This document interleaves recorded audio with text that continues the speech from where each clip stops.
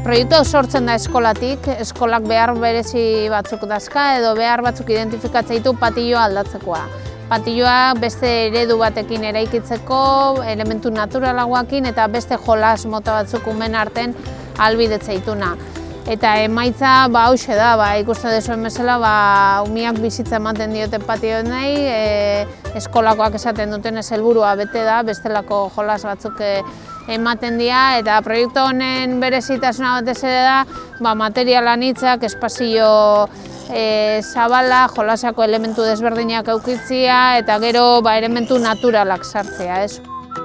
Dentro de la propia zona de juegos, en la escuela de Aita-Mari se generan diferentes zonas de juego con la idea de cubrir todo el abanico de las necesidades del propio juego que expuso el alumnado en su época.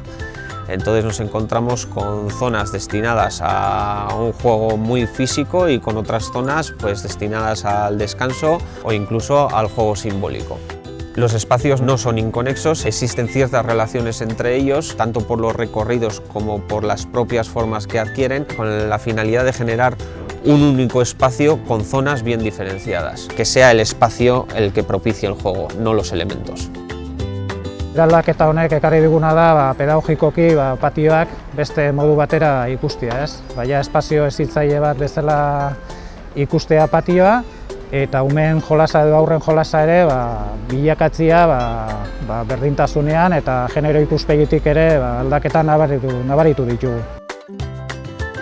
Berezitasunak nik bilatzen diotena handizena da, oso erakargarria dela umeentzako jolasteko. Eta hortik aparte material naturala dira, eta inguruai beste ikutu bat ematen dio, beste goxotasun bat eta beste normaltasun bat esango nukenik. Plastikotik eta gauza oso artifizialetik era bat erten da. Gustua mateu, egotia, beitzia eta umeak ikustia nola jolasten duen.